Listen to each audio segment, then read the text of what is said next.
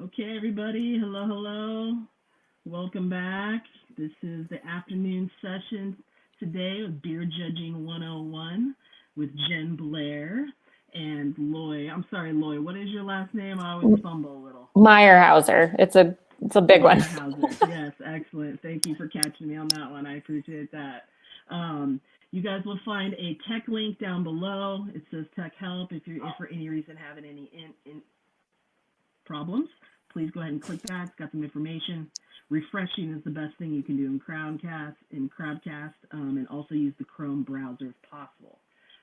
Just letting you know you're all muted right now, audience members, so that we don't get any of the crazy background noises. We encourage you to use the Ask a Button or Ask a Question button below. And you can see I'm on my second or third beer at this point in the festival, so words are a little bit harder. Ask a question button. You can go ahead and fill out your questions there. That'll populate. Vote for ones that you really love. If you put a question in the chat bar and you put a question mark in the end, you'll get a little pop-up. Do you want to move this to the Ask a Question box? Go ahead and do that. Just streamlines it and makes it a lot easier.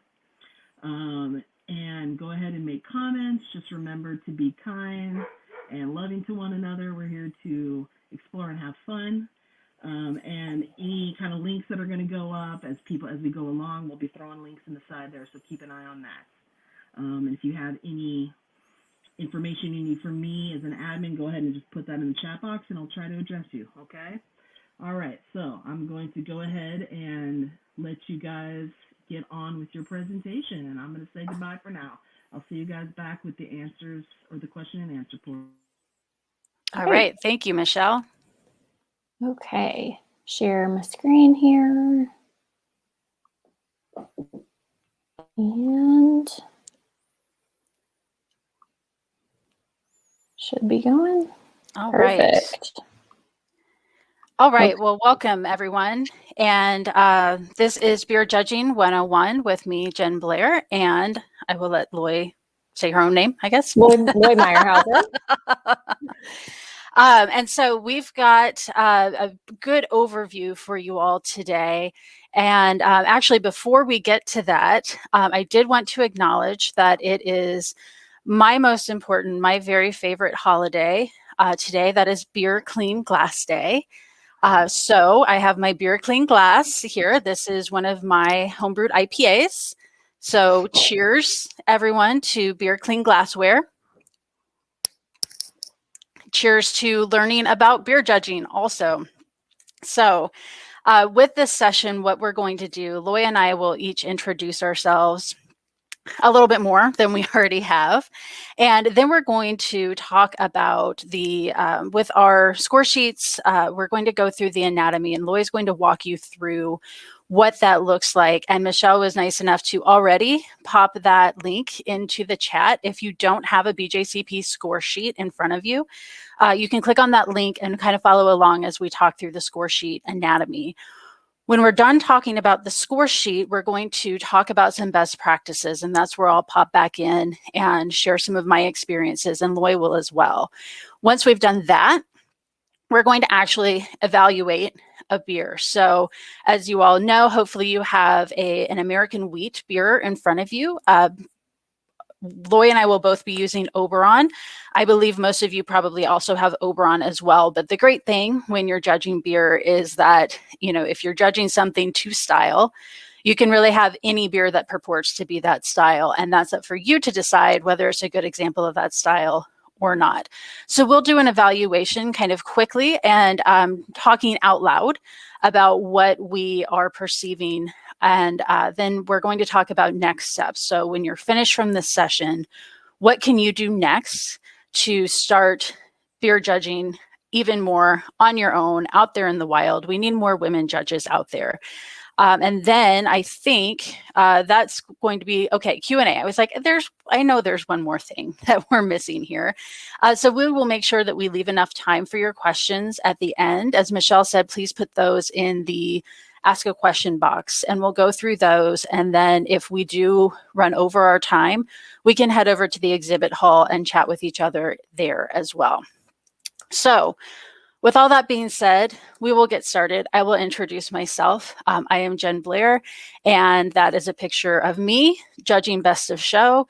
And just a little bit about me. I don't remember what order all of my bullet points are in. So I am an Advanced Cicerone. I'm sitting for the Master Cicerone exam in November 2021. There are currently about 140 Advanced Cicerones worldwide. And that's fine, Loy, you can go ahead. And right now there are 19 Master Cicerones. So I will be studying for that Master Cicerone exam in November. I'm a National BJCP Beer Judge. I am 1 point away from being a Master BJCP Beer Judge. So hopefully I will attain that soon. I am also the beer program manager. Oh, I've got more on here about being a BJCP grader. Great.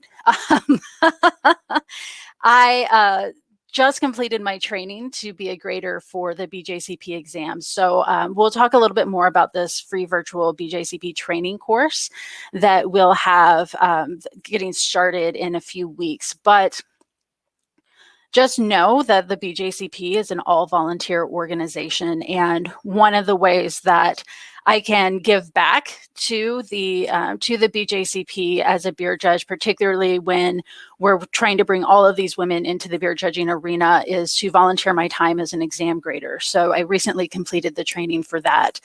I am on the AHA governing committee. I am the Atlanta Pink Boots Society chapter lead, and I am an award-winning home brewer and pro brewer, mostly for smoked beers. So hot tip, all of you just got a free AHA membership this morning. And that means that you are eligible, or you are able to register for HomebrewCon online. I will be giving a presentation on smoked beer. So there's a lot of really great programming, but as AHA members now, you are all able to register for that. I'm also the beer program manager at Realm Brewing Company. I'm located in our Atlanta facility, but we do have 3 facilities open now as of this week, and in a month we'll have a 4th location. Before I joined New Realm Brewing Company, I was the executive director of the Craft Maltsters Guild. So I was working with craft malt, very small scale, most of it within the beer industry. I'm a Road to 100 mentor, and I know we have a lot of the Road to 100 women in this group today. So hi, all of you. I'm very excited that we've been going through this summit this weekend together. And lastly, I'm a Brewers Association mentorship program mentor. I'm currently on my 3rd rotation. But I love talking about beer. I love teaching people about beer. I think that's probably pretty evident in this whole list that I just gave everyone. I'm all beer all the time. And with that, I will turn it over to Loy. Awesome. Thanks, Jen. Jen and I share a lot of passions, including beer, teaching people about beer, and beer judging. So I was very excited that we're able to do this. So my name is Loy Meyerhauser. I work at MAP Brewing in Bozeman, Montana, where I've been for just over 4 years. A little bit about me, just personal stuff. Not only do I love beer, but I also love birds and I love cheese. I have lived in 7 different states. I'm one of those terrible people that's frequently running about 10 minutes late. And I have a bad habit of going into beer stores and spending a lot more money than I intend. So I'm sure I'm not the only one in that. I recently became a professional brewer. So like I said, I've been at MAP for just over 4 years. I started in the tap room as a part-time manager, and I've wanted to be a professional brewer for probably around 15 years. And so just worked really hard and was able to move into that in September. So I'm really excited that I'm finally living that dream. I am also a BJCP certified beer judge and a certified Cicerone. And I absolutely love judging beer competitions. It's definitely a love that I sort of found just by trying it out. And I think it's wonderful. I love doing commercial competitions. I've done Best of Craft Beer Awards and the North American Beer Awards. And I've judged quite a few homebrew competitions. So it's really become a passion. I also have a beer event planning side hustle called Fermentana, which obviously in the last year is on a bit of a hiatus. But hopefully we can get started with some of our educational events again here soon. I am on the leadership team of our Montana chapter of Pink Boot Society, and I also served with Jen as a Road to 100 mentor, and I saw a lot of our ladies popping in the chat, so I'm glad you all are here. And then just some personal goals for me. I'm working towards my Advanced Cicerone. I was really close the last time I took the exam, and my retake got rescheduled because of COVID. So hopefully I can make that dream come true in the next year or so. And I'm working on gathering some judging points so that I can become a nationally ranked BJCP judge. And then just a personal goal, I've always wanted to work up the confidence to go camping alone. There's lots of bears in Montana, which definitely holds me back. So I'm working on that goal personally. Okay, so we're just going to jump right into score sheet anatomy. So I'm going to just give you the rundown of where everything is at on the score sheet so that when you sit down at your first competition, you already kind of know your way around the score sheet, and it seems like old hat. So we're going to start, and if you can grab yours if you printed it off or pull up the PDF as we kind of go through this, or I've got it on the side of the slides here. So the first part is pretty straightforward. You've got details, your name, your BJCP ID if you have one, and your email. Some competitions will print out labels for you, or some judges will have little printed out labels that you can just slap on there so you don't have to type it out. Or you can just handwrite it in too. The next spot is your BJCP rank, if you are a ranked judge, or any non-BJCP qualifications, Cicerone training or being a brewer or sensory training or anything like that. And then on the top of the right-hand column here, you'll see it's got information about the beer. So you'll put the category, number, and the subcategory. If you haven't looked at the BJCP style guidelines, it's divided into categories that are numbered, and then the beers are divided into subcategories that are lettered. So today we're going to be judging category 1, subcategory D, which is American wheat beers. And then you'll see that little box for the entry number. So all the samples that you have when you're judging a competition will be labeled in some way. So that's really important to fill that in. Below that, you'll see spelling out the subcategory. So writing, American wheat beer, any special ingredients. So if it was like a fruited beer or, had raspberry in it or something, you'd write that down. And then the bottle inspection. So you just want to note, if it was filled appropriately, or maybe somebody didn't clean the label off of a used bottle. So you just want to note any of that in that top spot. So then moving down into actually tasting the beer. So once you're tasting that beer, the score sheet starts with aroma. And with that aroma category, a lot of people start with the aroma in case there's any volatile aromas that might blow off a little bit or dissipate over time. You want to kind of do the aroma first. So that's really how, or that's why it's at the top there. Within that aroma, you'll see, and it's got underneath where it says aroma, it's got a list of what to look for, but we've got it here too. So you're going to be noting any malt aromas, hop aromas, any esters that you're smelling, and any other aromatics that you're getting from your beer. Now, we'll go into this a little bit more, I think, when we're actually tasting, but one really good thing to remember is I like to take a sip of the beer and think about each thing individually, as opposed to taking a sniff of the beer and thinking about it individually. So think first just about malt, and then think about hops, because if you're trying to take it all in at once, it can be kind of overwhelming. And then once you identify something, so as I'm smelling and I'm thinking about aroma, and let's say I smell some toast aroma. So I like to identify the characteristic and then give it like a quantity or put it on a scale. And it's really easy to think about just kind of having three different, you can use kind of three different things like light, medium, or heavy. So you could say light toast aroma or moderate toast aroma. And that's a really good way to kind of break down what you're smelling as you are categorizing and putting your aroma notes on your score sheet. The next spot on our score sheet as we move down is appearance. Some people that I've judged with start with appearance. Some people start with aroma. I usually kind of go in order, so then I'll go after aroma to appearance. In appearance, you're going to be noting the color, the clarity, and anything that you're noticing with the head of the beer, which includes head retention and color and the texture. So this is kind of everything, the appearance of your beer is giving you kind of a window into maybe what to expect. So these are the types of things that you'll want to note with the appearance of the beer. From there, we move down into the flavor.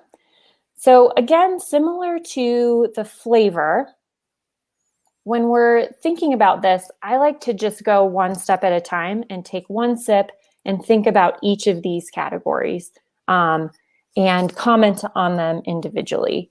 Even if sometimes the absence of something is good to comment on as well. So let's say you're judging a style and there's not a lot of hop aroma. That's a good thing to note too. So thinking through each of these and commenting on it, no matter where it is or what it's at, what level it's at. So we've got malt, again, hops, commenting both on the bitterness level that you're tasting as well as any flavors that are coming from the hops, any fermentation characteristics, so especially in styles that are going to have more prominent, esters and things like that from the fermentation. You want to comment on those. You want to comment on the balance. Is it pretty balanced? Is it more sweet? Does the sweetness dominate? Does the bitterness dominate? How does it finish? What's kind of the aftertaste? As beer drinkers, when we're beer judging, we swallow the sample, and that's because that finish and that aftertaste is a really important part of the way the beer finishes. As you swallow too, you're also breathing some of that aroma back up and getting more flavor out of it from that like retronasal aromas that you're getting as well. So it'll enhance what you're perceiving for flavor as you swallow that beer as well. And then any other flavor characteristics that you're getting. So, any off flavors or things that are falling into the flavor category that maybe aren't listed above. So the next section is mouthfeel. I tend to kind of do mouthfeel before flavor. Again, it's just kind of personal preference as you move through your tasting. In mouthfeel, we're going to be commenting on body. So that's going to be noting the viscosity of the beer from kind of, anywhere from really watery to more syrupy. The carbonation level is something that you'll note here, whether it's, a really low level of carbonation, or even like if you've got a nitro beer versus higher level carbonations, wheat beers or a lot of Belgian beers have higher levels of carbonation. So you can note that. Any alcohol warmth, so that kind of warming effect as you take a sip that kind of warms, similar to like a liquor. If you taste any of that, you'd want to note that. And creaminess as well. Anything from lactose to oats or wheat or any, again, nitro can add that kind of creamy texture that you're getting as you're sipping that beer. And any astringency. So if you get any of that drying, like over steep tea, that kind of, one of my coworkers actually describes it as a lot of tiny fans on the back of your tongue. Like it feels like you've got just the back of your tongue is kind of drying out. And now I always picture 1,000 tiny fans. But that is that astringency. So you'd want to note that there as well. And then any other palate sensations that you get, some off flavors have like a slick sensation. So you might want to note that, or oily, or anything that's not mentioned here, you would want to note if you've got it on the palate as well. And then this last section is the overall impression. So our overall impression is kind of the subjective part. So previously in all of our other sections, we were just stating facts of what we were tasting, right? So again, we're, tasting, smelling, seeing. So we're giving a a description that's pretty, that doesn't say things like delicious and amazing. And in this overall section, that's the spot where we can kind of use more of those subjective words. So we can say, this was a really pleasant beer to drink. I really enjoyed it. And this is also where you're going to note any suggestions for improvement.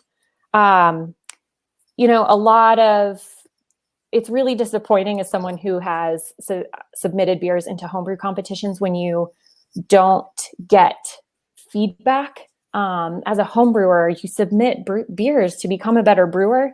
And so as a beer judge, I think it's really important to kind of take that role seriously as providing people the feedback that they're desiring and why they're submitting beers. So in that overall impression, I mean, the number one rule is you want to be nice. So even if someone submitted a beer that was relatively undrinkable, you want to make sure that you're saying things in a nice way, offering suggestions for improvement. And even if you have a really great beer, it's really nice to give people feedback about ways that they can improve. Even if you were like, this beer is amazing, send me the recipe, I want to make it this weekend. Have you ever tried a different hop profile to see if you could accentuate the citrus more? Or, just giving them that feedback, I think, is a really important part of being a beer judge in this overall impression section. And then this column on the side is any off flavors. So it's nice that they kind of also give a little description in case you aren't super familiar with some of the off flavors. So it's got what they are and their most common aromas and flavors. So if you tasted any of those, you definitely want to note that. If you do check those boxes, then that's a good thing to remember to give feedback or feedback for improvement in that overall impression section. Oh, there's Jen and her off flavor face. I definitely creeped on her Instagram and just snagged that picture and put it in there. And then just kind of the last part of our score sheet here at the very bottom, this scoring guide is, that's just a list of where your total points land the beer in terms of categories. So as you're judging a beer, you're kind of thinking like, and it's got really great descriptions. So under excellent, for example, it says exemplifies style well, requires minor fine tuning. So as I'm tasting this beer, if I'm like, okay, I think that this beer falls in the excellent category, that way I can make sure that my points that I'm adding up as I'm scoring each of these categories that are going to land that beer in that excellent range. And then on this side, we've got some check boxes that just kind of are more of a general scale of where the beer falls. So you've got stylistic accuracy. So maybe someone brewed a really awesome wheat beer, but they submitted it as an American wheat beer and it's got a bunch of German characteristics to it. So even if it was a really good beer, you would check farther down on the not to style. Giving them some technical merit. Were there some technical flaws in the beer? Or again, even if it wasn't to style, was it a really technically good beer and there weren't any off flavors or things that were kind of technically off about it? And then the last one is intangibles, which is kind of just that, what did I think about this beer? Is this wonderful or did it kind of fall flat? And so you just kind of put a check on each of those as well. So Jen, do you have anything to add in our anatomy section? No, I think you did a great job with all of that. I will say recently I had, and I will also say if you're doing the BJCP training, I can promise you will see both of these examples of the score sheets. I just got back from a recent competition where one of them was very like everything that Loy said, right? It told me the intensity. It said it, addressed everything. If it wasn't there, that was addressed as well. Really nice feedback. And then my other score sheet from another beer I entered said good, malty, which if you've heard me speak before, you know how much I hate the term malty. And then it said for appearance, it said good. For flavor, it said moderately good. For mouth, it said good. And overall impression was moderately good. And that's the score sheet that I received back. And, with that beer specifically, it got second place. And so I was super anxious to get that back to see what I could have done differently to make that a first place beer. And that's what I got back. So luckily you are all here now, and you won't do that. So I think that's really about everything I have to add. And I also have to apologize. Apparently there's a storm that's rolling in right now and my window is open. So if you hear any thunder, that's what that is.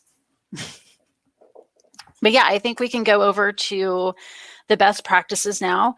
And you can go ahead and click those for me. So when we're talking about language, this is, I think, the biggest thing that people find the most intimidating. And the good news is that everything that Loy said, going through that score sheet, when you're doing that, you're going to have your guidelines open with you. You're either going to have that as an app on your phone, which is free for iOS and Android, or you'll have that physical copy of the guidelines. So you will be tasting the beer while you're reading through the description. So if something says it's, moderate to high corn flavor, then you're evaluating whether what you're tasting is moderate to high corn flavor. So don't feel like you need to be an expert in any beer style. I'm not an expert in any beer style. I am always looking at my guidelines. And I don't know what I would do if I sat down across from somebody who said that they didn't meet the guidelines. I would probably ask for an adult to come and help us there. But with your descriptive language, you want it to be vivid and specific, but also working within a commonly accepted beer terminology. And that is part of the process of learning how to beer judge, of getting that practice, is what that beer terminology is. And, as you can see behind me, I'm a big fan of the Draft Lab flavor maps. That's not the only source of beer terminology that's out there. That's just the one that I personally prefer. But you will learn that commonly accepted beer terminology. And as you're looking in your app, you'll also see, with the style, what each one is supposed to taste like. So I like to think of it as giving a description of a beer to a police sketch artist. And another way to think of it is, like Loy was saying, as you're doing the aroma and the flavor, what is the beer shouting at you? What are the three things that beer is trying to get your attention with? And then you pay attention to what the beer is just saying to you, right? And then what the beer isn't saying to you at all. And so thinking through that is how you're going to build that description of your beer as you're going through your perceptions. And you also want to avoid being so specific that very few people will be able to understand what your description is. I always say my go-to description for that is, I think that Belgian yeast, particularly certain strains, reminds me of my grandma's root cellar. So if I wrote on a score sheet, this reminds me of my grandma's root cellar in Taneyville, Missouri in the Ozark Mountains. That's very vivid and it's very specific, but likely me and maybe two of my cousins would know what that smell was. And so learning to take that specificity and working that into your commonly accepted lexicon is going to be what makes the difference between you being a brand new judge and you being a more experienced judge. And so we can go ahead to the next slide. And so this is exactly kind of an emphasis on what I just said. Part of that journey is making those aroma and flavor connections. And, our sense of smell is is very smart, and it's way back in our lizard brain, a lot of it. And those memories are deeply personal. So you make those connections that are personal to you, and then you learn how to apply those personal memories within that lexicon. So like we have here, if I say my grandmother's perfume, you probably don't know what my grandmother's perfume smells like, but I can say it's floral. It has like citrus flavors, or it smells like roses, which actually I've learned that roses and citrus have a lot of the exact same characteristics. So the more specific you can be, the better. And you can go ahead. So again, try to avoid being so vague that you're not actually conveying any information at all. So here's my caveat. Or here's my example with a caveat that I'll speak about in a moment. Describing a beer as malty as hoppy, as sour. That's too vague to actually tell anybody what the beer tastes like, because I could say this beer is hoppy, and maybe in your mind, you're thinking, very like American hop forward. It's really high intensity, and it's all, it's dank, it's pine, it's resin, it's citrus, it's all of these things. And in my mind, I say it's hoppy. I mean that it's a German noble hop aroma. So it's actually very delicate. So that's a start. So that is my caveat there for you. If you're brand new to tasting beer and you're at the level where you can discern that different ingredients create different flavors, that is a fantastic starting point. So as you're, if you're sitting there and you think, oh no, I've described something as malty before, that's fine. That's an excellent place to start, and just know that we can go up from there because you can be more specific. And that's really part of judging, is learning how to dive deeper down into what it is you're trying to say, because chances are you probably have that lexicon already, and it's just a matter of teasing it out as you're filling out a score sheet. And the other thing, actually, no, I'll save that for later, so we can go on to the next slide. So this is actually, I really try very hard not to silently judge people's beer selection. I'll just out loud judge it if I need to. But when you're judging, so this is more when you're at a judging table, we are extremely susceptible to suggestion, especially when it comes to aroma and flavor, especially. This can happen consciously or subconsciously. And I have an example of this. A few years ago, I was at the North Carolina Brewers Cup. So pro competition. I was sitting at the table across from my partner. We were sharing a table with another set. And one of the judges really, really liked to talk out loud, very loudly, about what she was perceiving, which is not great judge etiquette anyway. But at one point she was smelling a beer and said that she got lilac and honey off of it. And within just a few seconds, my judging partner, we were judging completely different styles of beer, is smelling her beer and says, I get some lilac and honey.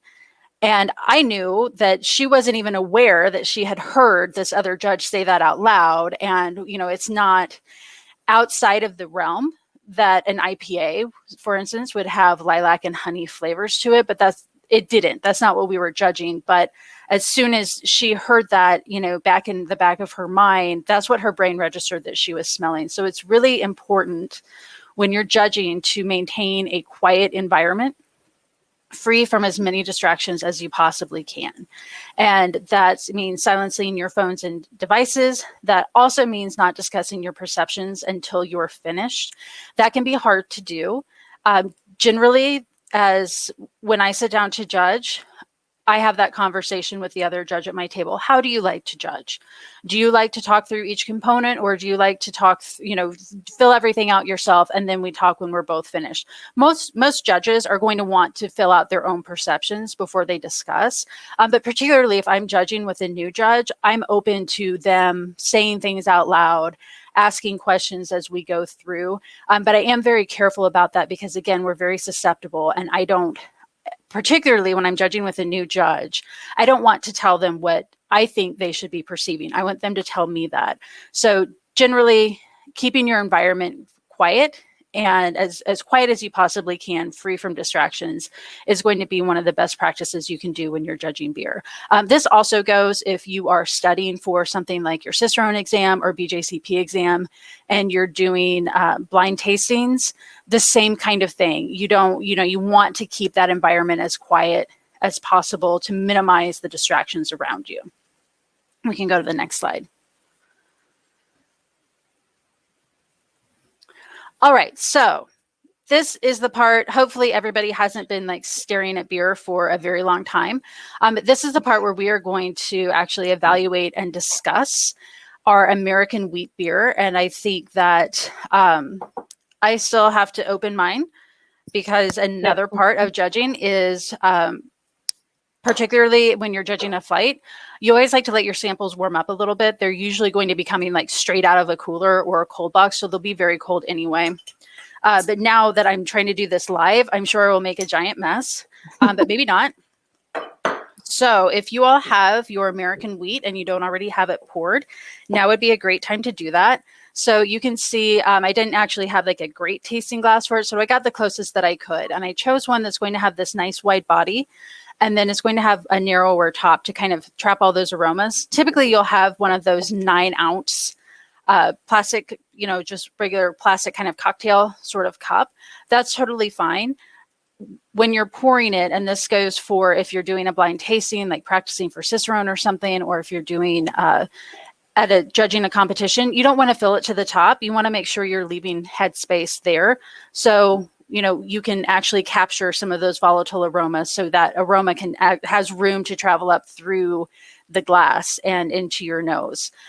So Loy, if you want to click through these, what we'll do really quickly, I just put on this slide the overall impression. So what an American wheat beer should taste like. Also a style comparison. So if you're not familiar with American wheat, or even if you are, I find it's always really great to review the style comparison as you're tasting. So that way, if you do taste something kind of weird, you know, like, oh, this actually shouldn't taste like a Hefeweizen. So these are straight from the BJCP guidelines. What we're going to do now is just kind of a live, like, stream of consciousness discussing what we are perceiving as we taste through this beer. And this is, again, in a competition setting, you likely wouldn't be doing what Loy and I are doing right now, or what we're about to do. You would kind of do this on your own and then discuss it. But we thought it would probably be really weird for us just to sit here silently and drink for a few minutes. So we're actually just going to talk through it with you all. Feel free. Again, this will be this is our safe space. So this will be the area where in the chat, if you want to throw some descriptions, throw some perceptions that you're getting out of there, go for it. It's very validating, as you'll see when you're judging, to know that you're tasting what other people are tasting. Yeah, when I first started judging, it felt like I was trying to get it right, in that I was trying to when someone would, pull something out that I also got, and I would be like, yes, I got it.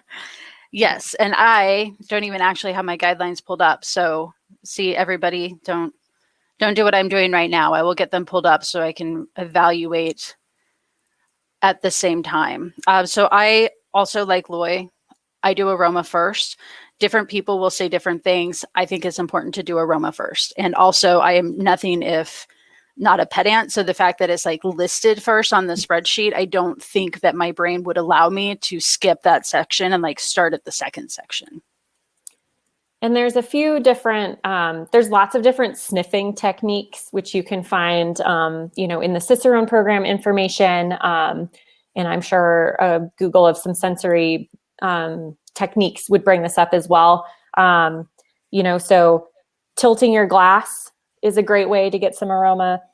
So I also like to use kind of this snifter shape. And then, which you saw Jen doing earlier too, especially with the plastic cups that you'll get a lot at judging, covering it and swirling it releases that aroma, but it traps it in there. So especially with beers that are more subtle, like light lagers have very subtle aromas. And if you're trying really hard to get those subtle aromas by swirling and then sniffing, it'll help make that a little more apparent. It's also good with the aromas. And again, if you are doing the beer judge training throughout this summer with me, we will talk about each one of these in turn in a little more depth. But Loy is absolutely right. There's a ton of great information out there. It's also important as you're learning about beer, especially off flavors, I found, to utilize each one of the main aroma techniques to figure out what works best for you. So for example, I know that DMS, I'm terrible at it. I don't pick it up very well, but I know if I do a covered swirl and sniff and do a drive-by, but kind of back to front drive-by, I can pick it up a little bit better. So if I feel like maybe I'm getting DMS, I know that for me, from practicing each one of the aromas, that's the way that I'm going to perceive it the best. So Loy, as you're swirling and sniffing, what kinds of aromas do you get? Yeah, I'm getting a little bit of citrus. and like just a very light citrus. Okay, now what kind of citrus? Yeah, yes, be more specific. And so this is like, Jen and I, again, we're verbalizing what our brains are doing. So I'm literally sniffing this and I'm like, citrus. And then Jen is the little voice in my head that's like, yes, get more specific. Yeah, so I feel like maybe a little like tangerine or lemon. Excellent. I do get, I get that little bit of lemon to it, and looking through the guidelines, that is typically some of that's going to come from the wheat, because wheat will give you a little bit of that lemon kind of zestiness, but also your hops are going to, they can really be any kind of hops, but typically you're going to use some sort of American hop that's going to have a little bit of that lemoniness to it. And I will point out that Claudine in the chat did a fantastic job of not just saying what she was perceiving, but how much. So also remember, as you're going through and evaluating your beer, that you're giving an intensity as well as the impression, whatever flavor that you're getting. And from this, I definitely get that very high wheat flavor. So kind of like a wheat thin or like fresh baked bread is what I get on this, as well as like the low citrus. Yeah. I get the same in the flavor. It's got a very low bitterness, but it's there. So it's, it balances the malt sweetness nicely. I think it's got a somewhat sweet finish and a little bit of sweet aftertaste. Yeah. But it does kind of dry out at the end too. Like there's like a little sweetness, but then, 15 seconds later, it's dry. Right. I can definitely see that. And this is like, I really underestimated, like you were saying, Loy, how hard it is to try to perceive beer and also like stream of conscious say it out loud. And like, I'm still talking and then it's like, it stops and I'm like, oh yeah, it is a little dry. Yeah. So one thing I will say as we're kind of sipping this as well. So in the style comparison up here, we put never with banana or clove character. So again, that's one of those scenarios that I mentioned earlier where that can be a good thing to mention as well, that you don't taste that, because if you did, that would be, not to style. And so, that I could mention here in flavor, I don't taste any banana, I don't taste any clove. Yes, I agree. And this is also, if you did get some banana and clove, but it's still technically a very well-made beer. Like Loy said earlier with the overall impression, that's just where you would write this, the recipe is here, this is the wrong category. I hate having to write that, but being in the wrong category does not mean that it's a bad beer. And it is, that's good guidance for the brewer when they get it back, that, hey, okay, next time I know to enter it as a German Weiss beer. Yeah. So do you have, like, just kind of wrap it up with this? And again, typically when you're filling out a score sheet, that's going to be about a 10 to 15 minute process, not kind of rapid fire like we're doing here. And of course, we're not being as holistic and in depth as we would be on a score sheet. But do you have any final thoughts on this, Loy? If you had this beer in front of you, would you say that this is a good example of an American wheat? Yes, I would say this is a great example of an American wheat. It's got that strong wheat character, a little bit of citrus. The bitterness is present in it, which is great. And but it, it's balanced. It's not overly bitter, which would make it, too bitter for style. It's clean. There's no fermentation esters, which is perfect to style. So yes, I think this is a great example of this style. Excellent. I concur. And Michelle, I see you pop up. We have one more slide that we can just go through real quick, and then we can go to the Q&A. We're good. Oops, sorry, let me skip over. There we go. So I believe so, or did I? Yep. We just have our next steps. Perfect. Yep. Okay. With our next steps, we do have a couple of links that will pop into the chat for you. Loy, do you want to take this first one? Yeah, I'll take the first couple. So one thing that was really helpful for me in studying was starting a beer journal and taking notes. And I was definitely the nerd at the bar when I went out with my friends, and I would bring up, sorry, I'm looking at my app. So I would bring up my app and I would be like, just give me like 5 minutes. And I would look at my app and taste my beer and make some little notes in my little journal. And then I would be like, okay, now I can hang out. So I think starting to put words to what you taste and using the style guidelines to help give you those words, I feel like putting words to it is the hardest part, and practicing is the only way you're going to get there. And the other part of that is when you see something, a style that you haven't tasted before, or that's a classic example, try it. Push yourself outside of your comfort zone, whatever that is, and try new beers.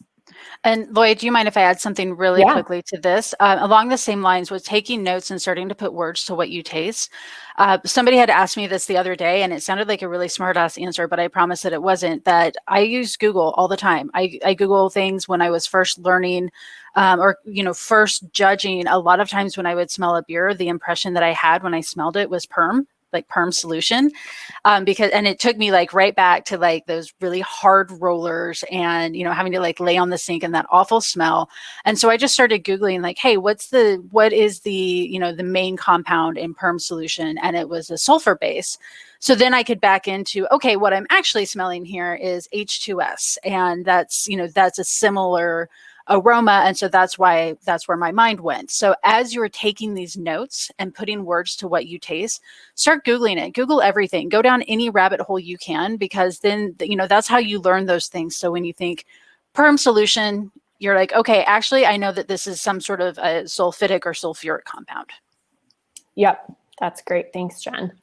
And so this kind of goes along with that, which is just, I said, smell everything in your kitchen and your friends' kitchens. Like, smell spices, smell fruits. If you see a weird fruit at the grocery store, buy it and smell it and taste it, because that's going to also help you put words to what you're smelling and tasting in beer if you have more of those types of, experiences and words to put to things. So, all right. And Jen? Okay, great. So the next thing you can do if you are interested in going through a much deeper dive in learning how to be a beer judge and getting prepped to take any level of your Cicerone exams or any level of your BJCP exams, I'm doing a free virtual training that is going to start. We have an interest meeting coming up next Sunday, May 2nd. And after that, we'll get started on the second week of May. So it'll be a weekly training session, and we've got the link there. I'm going to drop it into the chat.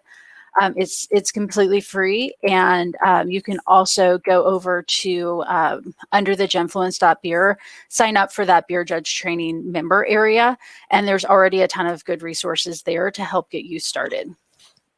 So then we can go to the next one, which I believe is our competition calendar. Is that correct? Yes. So I'm going to drop this other link in here. Sign up, start judging right now. Go look at that competition schedule on the BJCP website. And if you see a competition near you, they're looking for judges. I can almost guarantee you that they absolutely need judges. Sign up to judge. I'm actually flying out to Colorado tomorrow to judge at the National Homebrew Competition. And this past year I was able to judge at GABF, and I will be there again this year. So that kind of stuff is super cool. I'm very thankful to be able to do it, but it doesn't just happen, right? You have to have that experience. So just go, start judging.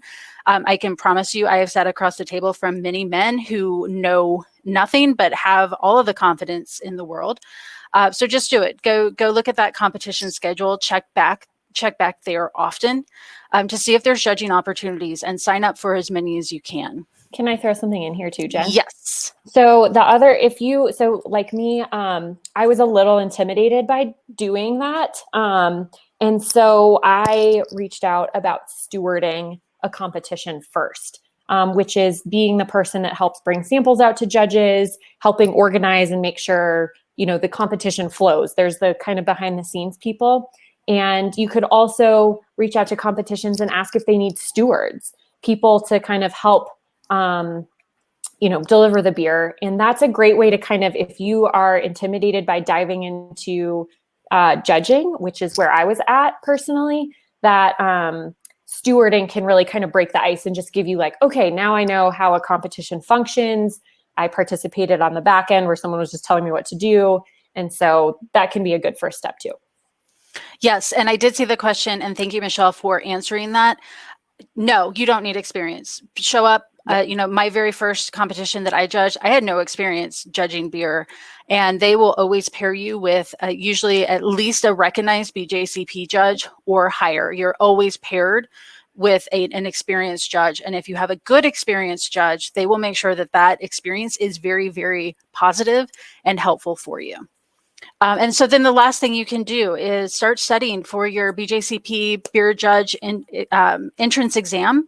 And once you pass that, you're ready to take the BJCP Beer Judging exam. Do not be intimidated by it. It's and especially if you're able to go through the beer judge training with me this summer, you are going to kill it no matter what. And so don't self-select out, because I can promise you, if you're listening to this right now, you are going to do a fantastic job on the tasting exam. A lot of it is just knowing really how to fill out the score sheet. We've already taken the first step here today.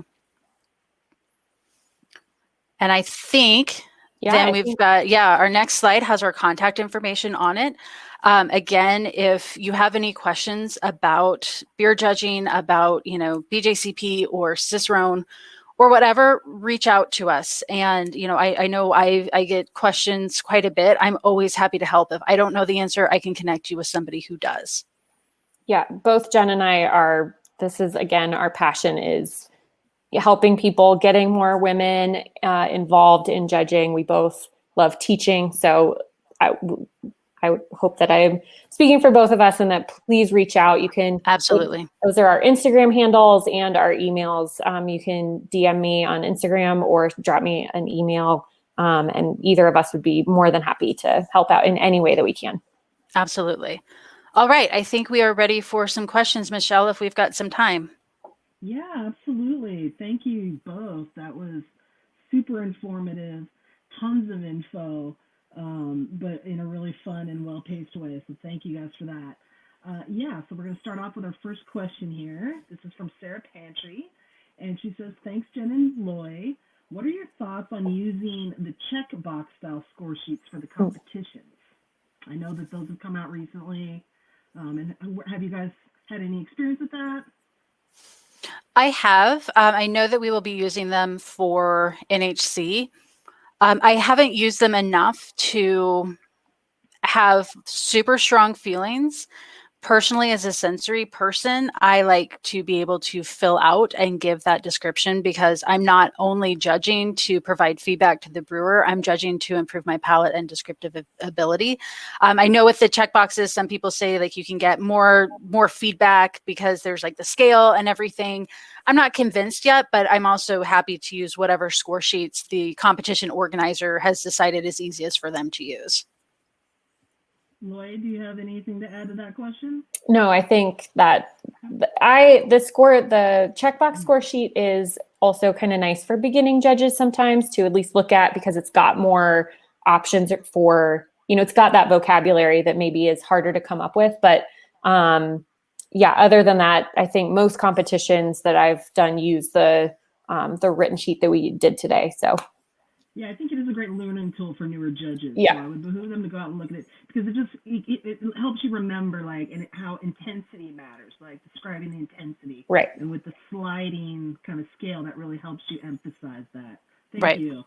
All right. So next question here. And we do have a few answers in the chat here, but I'm sure you guys can contribute. What level do you have to become a BJCP grader? You have to be national or above. And can you say real quick what it takes to become a national judge? Yes. So one thing about the BJCP is they really love hierarchy. So every single thing is ranked, and there's multiple ranks within each rank. But generally, your levels are going to be recognized, certified, national, master, and then grandmaster.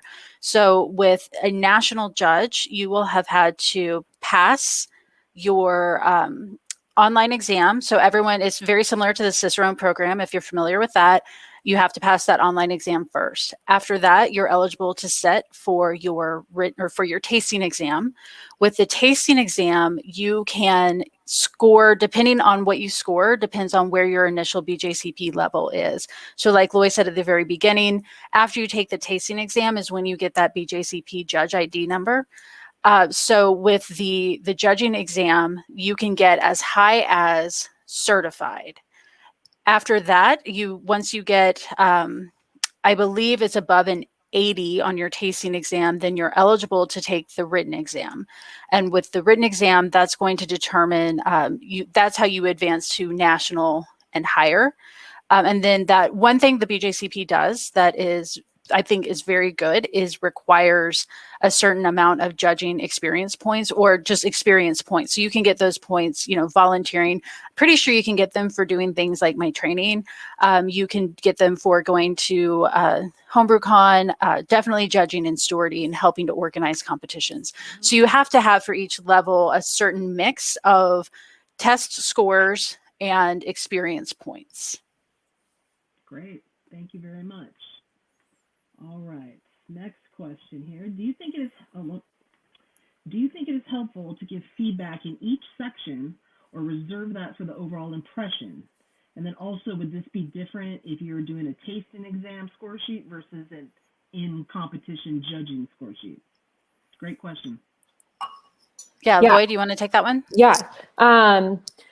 So, and this is kind of,